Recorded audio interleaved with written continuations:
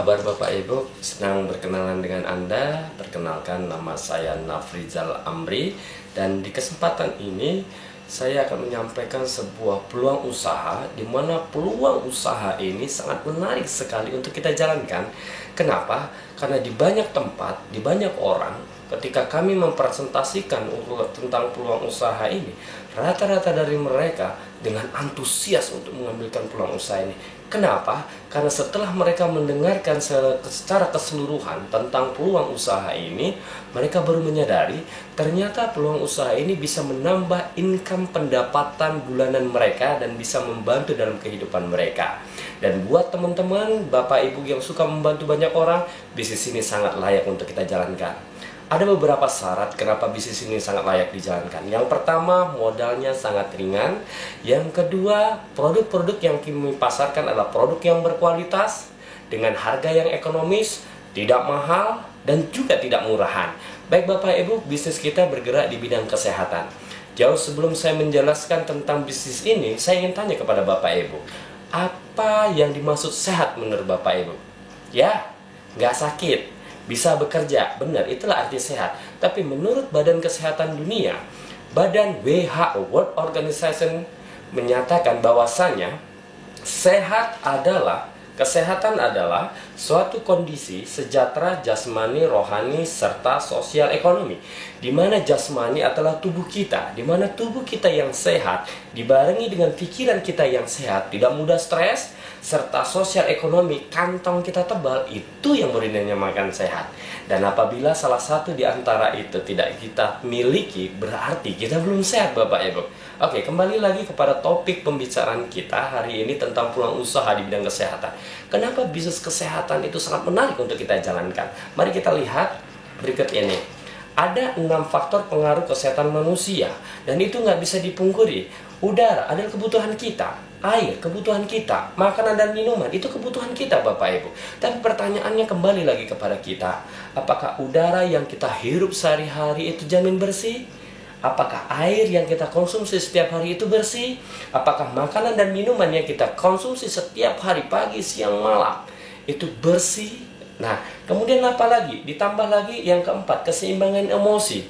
Bapak Ibu, mari kita tanya kepada diri kita masing-masing. Apakah kita sanggup untuk tidak marah dalam waktu 1 hari? Impossible bukan? Tidak mungkin Bapak Ibu. Kemudian apa? Olahraga yang teratur. Semua orang yakin dan sadar kalau olahraga itu bagus. Tapi pertanyaannya, apakah hari ini kita olahraga? Oke, kalau nyuci itu bukan olahraga Bapak Ibu. Babat itu bukan olahraga, itu bekerja. Yang namanya olahraga adalah gerakan yang dilakukan secara teratur Bapak Ibu. Kemudian apa lagi? Istirahat yang cukup. Semua orang membutuhkan istirahat. Terlalu berlebihan istirahat juga nggak baik. Kekurangan istirahat juga nggak baik Bapak Ibu. Dan 6 faktor ini terus menggerogoti tubuh manusia. Nah, di sini ada gambar tubuh manusia. Dan inilah 6 faktor yang terus-menerus menggerogoti tubuh manusia. Dan di sini ada 5 sumber utama racun. Udara tercemar polusi udara, air yang tercemar bahan kimia, buah-buahan dan sayur-sayuran yang diimpor mengandung bahan beracun, obat-obatan, bahan pengawet dan zat pewarna makanan, daging hewan yang dicemari dengan zat kimia. Dan ini semua masuk ke dalam tubuh kita. Bisa kita bayangkan Bapak Ibu. Sebagai contoh, seandainya gambar ini kita ganti dengan gambar sepeda motor. Di sana ada karburator, di sana ada saringan, dan setiap harinya kita gunakan sepeda motor tersebut. Pergi ke ladang, pergi untuk bekerja, mengangkat apa aja diangkat Bapak Ibu. Tapi coba kita bayangkan apa yang terjadi dengan sepeda motor kita apabila setelah 20 km digunakan, tidak kita servis, tidak diganti olinya. Wow, pasti parah, benar. Nah, apabila itu kita lakukan pembiaran sampai 2 bulan, 3 bulan, 8 bulan, sampai 1 tahun, bahkan sepeda motor kita pasti rusak berat. Begitu juga dengan tubuh kita Bapak Ibu. Tanpa kita ada sadari, tubuh kita itu nasibnya seperti sepeda motor yang tidak pernah diservis. Oleh karena itu, kalau kita lihat, kebutuhan kesehatan kepada manusia itu sangat penting sekali. Oleh karena itu, kita layak sekali untuk jalankan usaha ini. Karena apa? Karena banyak orang saat ini sangat membutuhkan solusi atas 6 faktor pengaruh kehidupan manusia. Mari kita lihat apa akibat dari 6 faktor tersebut. Nah, stroke dan jantung koroner 80% penyebab kematian Bapak Ibu. Di awal kelahiran kita, ini adalah gambar pembuluh darah kita, di mana pembuluh darah kita secara di awal itu bersih, tapi karena makanan-makanan yang kita masukkan, terutama ketika anak-anak sudah mulai masuk sekolah, jajanan-jajanan udah nggak bisa kita kontrol lagi, akhirnya apa? Mulai sedikit sedikit mengotori di daerah pembuluh darah kita. Nah, kemudian gaya hidup kita meningkat, pola hidup kita meningkat, apapun kita makan, akhirnya apa? Pembuluh darah kita menyempit. Dari sekian banyak makanan yang kita makan, sedikit demi sedikit, hari demi hari, minggu demi minggu, bulan demi bulan, tahun demi tahun, akhirnya terakumulasi. Toksin-toksin tersebut masuk ke pembuluh darah kita dan menyumbat. Dan akibatnya Bapak Ibu, jantung koroner. Dan semua orang punya kesempatan untuk sakit jantung. Dan ini saya peringatkan buat mereka yang hanya punya jantung Bapak Ibu. Dan tapi jangan khawatir, mari kita lihat bagaimana proses ini terjadi. Nah, dulu waktu kami di SD, guru kami dinyatakan bahwasanya selalulah makan 4 sehat 5 sempurna. 4 sehat 5 sempurna. Nah, di mana 4 sehat 5 sempurna ini terdiri dari nasi, ya, nasi. Kemudian lauk terdiri dari ikan, telur dan sebagainya, daging, ya. Kemudian sayur, kemudian buah, ya. Kemudian di sini ada susu. Bapak Ibu, kita tahu 4 sehat 5 sempurna ini baik bagi tubuh kita, tapi kenyataannya dalam keseharian kita 4 sehat 5 sempurna itu tidak ada. Mari kita lihat. Banyak kan kita makan nasi sama lauk satu hari itu kurang lebih 1 kilogram. Banyak orang bilang, oh nggak mungkin 1 kilogram, cuman nggak sadar aja. 1 centong itu 1 on. Kalau 2 centong nasi itu udah 2 on. Rata-rata kita sekali makan itu 3 on sampai 4 on. Kalau kita makan 3 kali, berarti lebih dari 1 kilogram. Maknanya apa?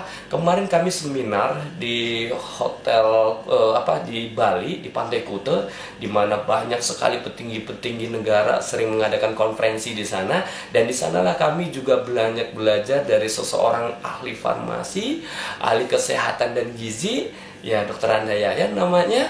Beliau mengatakan apabila kita makan 1 kilogram sayuran, maka 1 kilogram nasi dan lauk atau karbohidrat itu harus berbanding 4 kilogram sayur dan buah Bapak Ibu. Plus ditambah 1 gelas susu. 1 gelas susu. Tapi pada kenyataannya, apa yang kita lakukan hari ini sungguh sangat memprihatinkan. Karena apa? Karena tak seorang pun saat ini makan 4 kg sayuran. Dan apa akibatnya buat tubuh kita Bapak Ibu? Mari kita perjelaskan sedikit. Dulu waktu kita sekolah, kita ini ada sebuah grafik, ya. Coba Anda bisa kita lihat, ikuti sedikit, ya. Oke. Kelihatannya tidak memiliki sebuah bentuk, tapi sebenarnya inilah organ tubuh kita, ya. Oke, ini seumpamanya seperti ini, ya Bapak Ibu. Oke. Nah, pada saat kita waktu di SD, guru kita sudah nyatakan makanan-makanan kita setelah dikunyah 32 kali kunyah. Tapi kenyataannya, apa yang terjadi buat diri kita? Kita jarang sekali mengunyah makanan sebanyak 32 kali. Dan apa akibatnya? Apa akibatnya? Makanan yang kita masukkan ke dalam mulut kita kadang-kadang tendang kanan, tendang kiri, udah masuk gelap. Nah, akibatnya apa? Ini makanan besar-besar ada di lambung. Apa yang terjadi? Makanan yang ada di lambung ini. Lambung ini adalah juga mesin Bapak Ibu. Anda mungkin pernah lihat mesin pemecah batu. Buat Anda yang kontraktor, Anda pasti paham. Buat mesin pemecah batu itu biasanya batu-batu kecil, batu-batu mangga yang dikali itu yang dipecah, yang akhirnya untuk aspal. Tapi coba bayangkan batu gunung yang segede seperti ini dimasukkan ke mesinnya. Batu yang hancur atau mesin yang hancur? Pasti mesinnya yang hancur. Begitu juga tubuh kita Bapak Ibu. Makanan yang tidak sanggup kita kunyah 32 kali kunyah, akibatnya apa? Lambung kita mengalami depresi yang berat Bapak Ibu. Stres dia. Sehingga apa terjadinya? Asam lambung. Asam lambung. Asam lambung inilah yang sangat mempengaruhi untuk kesehatan kita. Gejalanya memang ringan asam lambung tersebut. Tapi kalau terjadi pembiaran akibatnya sangat fatal. Ya, mari kita lanjutkan lagi. Setelah mengalami gejala stres di lambung ini, Orang yang mau cantik pun tak cantik lagi. Kenapa? Lambungnya sudah jelek. Asupan nutrisinya tidak terpenuhi. Kenapa? Lambungnya jelek. Buat mereka yang kurang sekali merawat lambungnya, maka tubuhnya penuh dengan penyakit Bapak Ibu. Mungkin hari ini belum terasa, tapi coba Anda lihat 5 tahun, 10 tahun, 15 tahun ke depan, kehidupan Anda akan sangat tersisa. Tapi hari ini jangan khawatir. Mari kita lihat lagi. Nah, dalam kasus seperti ini, makanan diolah untuk ke usus 12 jari. Di sini ada beberapa kecil seperti babat ya, di dalam usus kita atau usus 12 jari. Di mana di usus 12 jari tersebut sari makanan diserap oleh babat tadi ya, dimana ini fungsinya untuk menyerap sari makanan. Tapi karena makanan yang kita makan tersebut itu terlalu besar, akhirnya tidak mampu dikelola sehingga stres ini ya. Oke, kemudian apa lagi Bapak Ibu? Nah, dimana di sini kalau ini terjadi pembiaran, maka terjadinya penumpukan sisa-sisa makanan di daerah dinding-dinding usus. Apalagi sudah kurang makan sayur, orang Indonesia, orang Asia rata-rata suka makan yang berminyak, yang berlemak, betul bukan? Nah, coba Anda bayangkan kalau rumput kena oli, pasti kan kotor tuh rumputnya. Nah, kalau kena hujan, apa yang bisa dilakukan sama rumput? Mampukah menyerap air hujan tersebut? Tidak bisa, rumput itu akan mati. Sama dengan usus kita Bapak Ibu. Kalau terlalu banyak minyak-minyakan di dalam tubuh kita, daya serapnya berkurang karena lengket semuanya. Nah, akibatnya apa Bapak Ibu? Usus kita akan mengalami depresi, terjadi pengkerasan, kerak-kerak segala macam. Nah, kotoran makanan yang telah dikelola dalam lambung ini dan kurang sayur-sayuran dan buah-buahan, akibatnya apa? Kurang serat ya. Di sini akan terjadi penumpukan makanan sehingga ada rasa tidak nyaman ketika kita tidak lagi mampu membuang hajat. Kenapa? Karena ini kurang serat Bapak Ibu. Kalau ini dijadikan pembiaran dalam tubuh kita setelah makan, menurut Dr. Andayah ahli farmasi dan gizi, di sana kalau 17 jam ini makanan tidak dikelola dan tidak mampu dibuang, maka dia akan berubah jadi toksin atau racun. Dia akan berubah. Makanya jangan heran Bapak Ibu kalau ada orang yang sulit sekali buang hajat selama 1 hari, 2 hari, biasanya kakinya pada kebas-kebas, tangannya pada kebas-kebas. Kenapa? Karena terjadinya penumpukan racun di dalam tubuh kita. Nah, kalau kita paksakan ini kotoran dibuang ke anus kita ya, yang terjadi pemaksaan. Ketika pemaksaan, bukan kotoran kita yang keluar, tapi melainkan kena ambien. Sepeda motornya cantik, mobilnya cantik, tapi kalau duduk mereng-mereng Bapak Ibu. Coba Anda bayangkan, wajahnya keren, tapi kalau duduk mereng-mereng karena akibat ambien. Dan hati-hati, banyak sekali orang yang menderita ambien. Cuman saat ini mereka belum berani untuk mengatakannya kepada kita. Semoga dengan acara hari ini mereka akan dengan sadar dan segera menghubungi kita untuk menjelaskan ambien mereka ya. Nah, kalau terjadi pembiaran berikut lagi ya, banyak di antara mereka yang mengalami hernia Bapak Ibu ya, atau usus turun ya. Dan solusinya adalah operasi kalau sudah stadiumnya berlanjut. Oke, hari ini kita akan membahas mengapa terjadi stroke dan jantung. Nah, kita lihat semua sari makanan yang ada di usus di lambung tersebut disalurkan melalui pembuluh darah. Kalau lambung sama ususnya sudah kotor, apa yang terjadi dengan pembuluh darah kita? Pasti juga kotor. Kalau sudah kotor seperti ini, apa yang terjadi Bapak Ibu? Penyumbutan pembuluh darah, penyumbatan pembuluh darah.